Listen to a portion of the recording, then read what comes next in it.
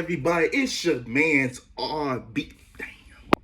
What's good, everyone? It's your guy, Reggie Black, with another episode of GPI. Matter of fact, it's the first episode of GPI. I'm excited to, like I said in the last video, get this started. I apologize for the late videos. So let's just get it rolling. So the first game I want to talk about is Nuggets Warriors that happened on Monday night. Yes, by the time you've seen this, it will be a little bit over 2 days late, and I apologize for that. I was just trying to figure out what I want to talk about, but that's okay. But Nuggets Warriors. This was an interesting game because a few hours before the game, Mike Malone came out and said that Jamal Murray, Nikola Jokic was not going to be playing. So they don't play, and also Christian Braun was missing too, who's their fifth best player on the squad. I know it's fifth, so nobody don't really think he's important, but he's been important this year. If you don't know Christian Braun, look up that name, watch his highlights. He's been very good for them this year. So game starts, and it's a blitz. It's literally a blitz. Like, the Nuggets are coming out fire.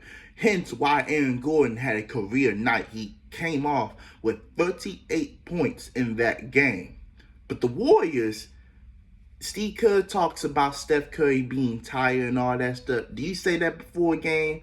No. Do you say that after a game too? No. We know Steph Curry was tired just by looking at him. He don't look, he just not the same Steph Curry. After a great February where he averaged 30, this March has been a little bit of a down month for him, and you can tell he's tired. And he has a back injury that he's been nursing. If you watch the game, you can see, like a tape being around his back, trying to put the pressure on it. So, because Steph Curry is all about, helping the fans and giving the fans what they want. So, my suggestion was, if Nikola Jokic and Jamal Murray don't play, then you need rest Steph Curry this game. And the Warriors thought they could just roll Steph Curry out, get a cheap win, and I wouldn't call it cheap, because at the end of the day, you can take any win as necessary. But you thought you could take advantage of a wounded Denver squad without their two best players, and instead, not only you let this be a game, but this wasn't even a game, honestly. Like the scoreboard. The scoreboard doesn't reflect how bad this game was, because the Nuggets were literally killing the Warriors in almost everything that you could kill them in, and they were up by double digits literally almost the whole game until that fourth quarter. And even that fourth quarter, you didn't really think it was going to be that close. So my analysis was the Warriors got blitzed. And it was a bad night. And it was a devastating loss, too. But it wasn't so devastating because the Timberwolves earlier in that night, who was right on tail with the Warriors for that 6th seed, lost against a Pacers team that did not have Halliburton. I don't think they had Siakam either. They were missing 4 starters in that lineup. So if Minnesota would have won and then the Warriors would have lost, it would have been devastating for the Warriors, because you basically try to take a game without their two best players, and instead you got routed. Yes, the scoreboard didn't reflect how bad it was, but you got routed. And Aaron Gordon went off for 38 points on your heads. Michael Porter Jr. went over 20. Russell Westbrook had a triple-double. Russell Westbrook turned back into the time of the old Russell Westbrook. So everybody on the Nuggets was cooking you. And the Warriors are just a bad matchup for Denver. If I'm the Warriors, I do not want to see Denver in the playoffs because you are severely outmatched. They can play a type of defense that can force Steph Curry into having 7 turnovers. Yes, Steph Curry did have a bad game. He had a bad game. He had the most turnovers on that team, which was 7. He had more. This is how bad Steph Curry. He had more turnovers, which was 7, than field goals made, 6. I want you to think about that. 7 turnovers by Steph Curry, by himself. 6 field goals for him made. Just an overall bad night for Stephen Curry. And yes, you could say the back, I won't argue with you. Yes, you can say he's physically tired, mentally tired, emotionally tired. I understand. But you got to understand this too, as a way. If you're tired, and that's why the Warriors organization can be so confusing sometimes, because they want to push out all their older guys when you know they need the rest.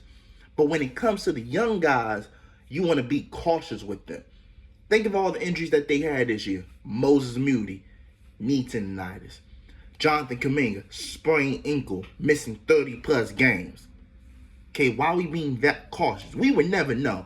For me personally, I think Jonathan Kuminga had a fractured ankle. Wasn't as bad, because they probably said, hey, you don't need surgery. But for him to miss 30 games, it wasn't just a high ankle sprain to me. Now, to me, I'm not saying he did not have it, but I think there's more to the story than the Warriors are letting on, because they are that type of organization that don't really like to say things all the way. Look at the Jordan Poole situation. They really didn't want to say what was going on with that situation until TMZ got the footage and saw Draymond punching it. And then I'm trying to figure out, do we even know who put that footage out? Because the Warriors was on record saying, we're going to find somebody that put it out there and we're going to fire them. We think it's somebody. Well, I'm be honest, I think it's somebody's in that organization, but they haven't come out and said who. And I think we would never find out who said. They were supposed to come out and say who did it. We don't know who still did it. I think they handle that internally, because they are an internal organization. They do not like letting things out. If the Warriors are letting things out, it is because of Joe Lacob, not nobody else within the Warriors. When the LeBron James trade happened, or speculation happened, and they was talking about him going to the Warriors, that was a Joe Lacob move. Okay, when the Jimmy Butler happened, that was a Joe Lacob along with Mike Dunleavy I'm sorry. That was a Joe Lacob along with Mike Dunleavy move. And that's, at the end of the day, that's what's so special about this, because, but overall, the Warriors just had a bad night. This is how bad of a night.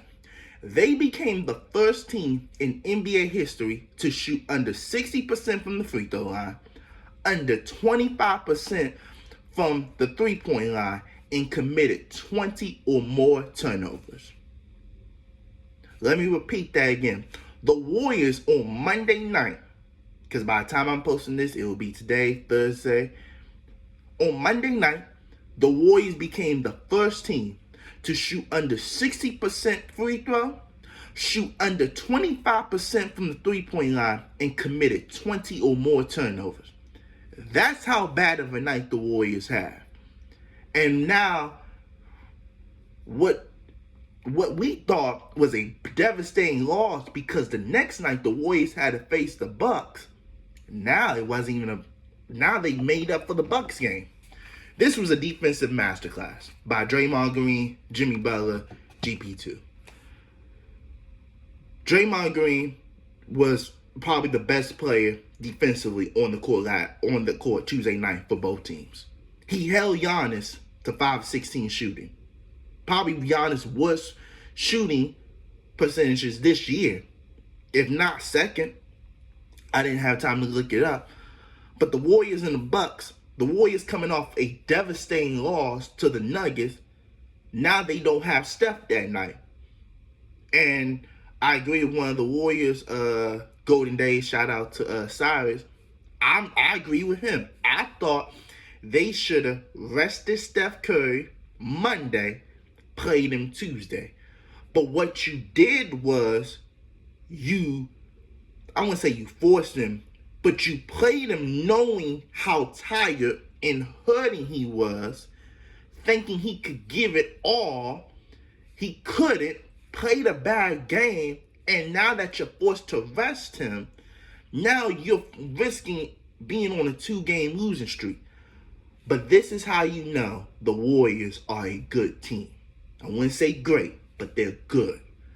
Because before the Jimmy Butler trade, you resting Steph Curry. Now, you resting Steph Curry, they could have eaten. Now, I will say this. The Warriors this season had the depth. Their problem wasn't defense. Their problem was always offense. They are still top 10 in defense. They just have a top 20 offense. And to win an NBA championship, the way the Warriors have won NBA championship, they were either top 5 or top 10 in both offense and defense. I think they're 15th in offense still, but that's not Warriors basketball. Warriors basketball has always been top 10 in both offense and defense. And now you're playing a game without Steph Curry that the masses think you might lose because you was a 2.5 underdog. Think about this. I know Steph Curry is a huge name, so like whenever he's not playing, yes, sure, the line goes down. But everybody in Vegas thought, dang, they just had a devastating loss. They're about to rest Steph Curry, and instead, and now they gotta go out there without him, and they might lay an egg against Milwaukee. But this is how you know the Warriors are a good team. They're not a great team. Because I can tell you the great teams, Cavs, Celtics, Thunder, we might even put the Lakers in there. And I'm going to make a separate video about last night's game because I have something to say about the Lakers and them for later. But just keep a lookout. That's the word I was looking for. A lookout for the next video after I post this because y'all going to be. Yeah, I think I have a lot to say about the Lakers that Lakers fans might like and what I have to say. But now you go into the next game against a Bucks team that's been on a roll, and you suffered a devastating loss against the Nuggets the night before. And coming out to the game, Brandon Podziemski makes his return. Brandon Podziemski, to me, would have been my MVP for last night. With all due respect to Jimmy, and the reason I know people in the comments going to say, hey, Jimmy was great. He should have been MVP. Yes, I get it. But I'm expecting that out of Jimmy. Because Jimmy, I think people forgot, Jimmy took the Heat to 2 finals, potentially 3. I think we forgot how good Jimmy Butler was on the Heat because of the situation of how the Heat, how his Heat tenure ended. But the Heat went to 2 finals, almost a 3rd final with Jimmy. Jimmy was good. So when you expect that out of somebody, that's why I can't give you MVP. But Paz missed a week and a half with a back strain. And everybody thought he was going to come back looking a little rusty. But what Paz did was he rediscovered his shot. I get it. It's only one game. But I want to see. But when you're out for an extended period of time, not like Kumingas, but when you're out for a period of time, I want to see how you come back. What did you work on when you was resting, recuperating, recovering? Paz's jump shot was iffy at the beginning, very iffy. It got to the point where he was in trade talks. And if you remember this past summer, the Warriors took a huge risk. Now, maybe in hindsight 2020, it's right because Lauri Markkanen hasn't really done nothing. But the Warriors was willing to trade, or I wasn't willing. They was not. The Jazz offered Lauri Markkanen to the Warriors, but Danny Ainge reportedly wanted Paz, and the Warriors said no, and the deal was a scrap after that. So they had a chance to get rid of Podziemski, and they didn't. They didn't. And now that they didn't get rid of him, now the expectation is you got to step up this season. But people forget he's in his 2nd year. And I was one of those too. I was thinking, Paz, this is your time now. They could have easily traded you for Lauri Markkanen. I'm not saying Lauri Markkanen is better. I mean, he's better right now, but I'm not saying he's this walking 20-point, because sometimes he can't even score 20 points. He just gotten good, in my opinion. I think Lauri Markkanen just got good. I think we overvaluing him a little bit, in my opinion. But I understand why. Because he had a great season before that got him into these talks. Second year's shot was a little iffy. Then around the middle, probably December, January-ish, that's when it started to fine. Went a little dip again. It's okay. It happens. You're an NBA player. You're going to have good days. You're going to have bad days. You're going to have great days. You're going to have bad days. You're going to have great moments. You're going to have bad moments. It's NBA. It's sports. That's why sports is always so great, because it's storytelling. You can tell a story through the sport that you're playing. But Paz, to me, was the MVP because he hit. First of all, he started out hot. He was 4-4 from the field in the beginning of the first quarter and 2-2 from the three-point line. And then, when you absolutely have to have it, 1 minute left, Jimmy doing Jimmy, and then Paz made 2 clutch 3-point baskets, and he ended the night 6 of 10, 4-7 from the three-point line. 16 points. I think 15, 16 points. I didn't check the exact box score. That's why I feel like Paz was MVP. Damian Lillard struggled. 6 of 18. Giannis struggled. 5 of 16. The Warriors, looking at the highlights, played probably one of the best defensive basketball that you can play on Giannis. And it makes you wonder, because when you looked at the game against the Nuggets, and I know I should be done with Nuggets, they were playing the Nuggets or Russell Westbrook like he was Giannis. So it's crazy how the 24-hour shift comes and they look like a totally brand new team. Maybe they didn't look at the Nuggets seriously because Jokic and Murray was out. But it does mean something when you have lost 9 straight games to the same opponent. We was killing the Lakers when they was on their losing streak with Denver. And then they finally broke it. But they didn't break it. Well, let me rephrase. They did break it. I don't know if they broke with AD. But whatever, they broke it. So say what you want to say about the Lakers and losing to Denver. At least they broke it.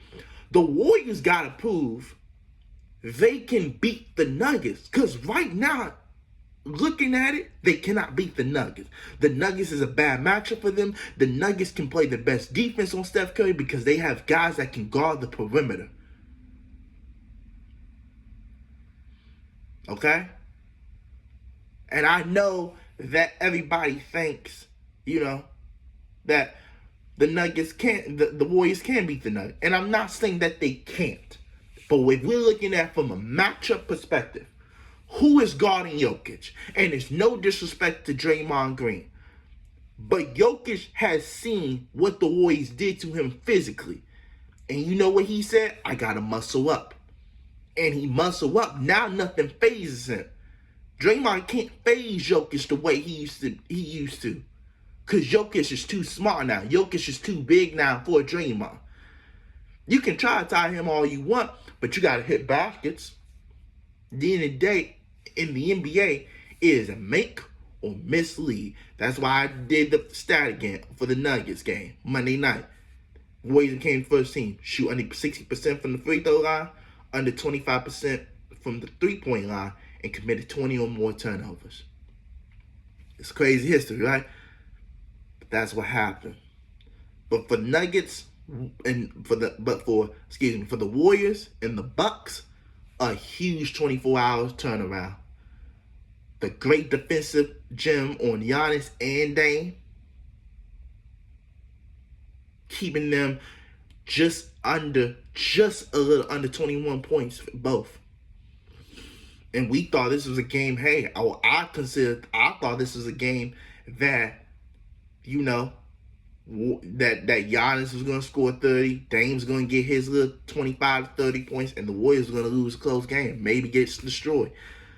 But instead, the Warriors proved me wrong and show why this Jimmy Butler trade was probably the best trade besides the Luka trade, of course, which I will talk about later in another video when I'm discussing Nuggets and Lakers, because this is going to be more about the Lakers than the Nuggets perspective. And this is why, for me, watch out for Golden State. If they're not facing the Nuggets, that's the only caveat that I'm going to say. If they're facing the Nuggets in the playoffs, that's a GG's. But if they don't face the Nuggets, I think they got a puncher's chance against the Lakers. I think they can go toe-to-toe with OKC because OKC plays their type of style, and OKC is 1-2 this season against the Warriors. Warriors won the season series 2-1, I think. I don't think they play no more this year, but Warriors won the series 2-1 so far. I think they can go toe-to-toe with Houston. Now, Houston is a very good story. If y'all want me to talk about Houston in another video, I can. Because I think Houston has a good story, and Detroit got a good story too. So if y'all want me to talk about the two darlings of the NBA that nobody think was going to be good, we can talk about them, Houston and Detroit, because those two franchises got a bright future. I can see a bright future for them, especially with Cade Cunningham and Jalen Green. So those two got a bright future. But watch out for the Warriors these playoffs, because they can make things very interesting.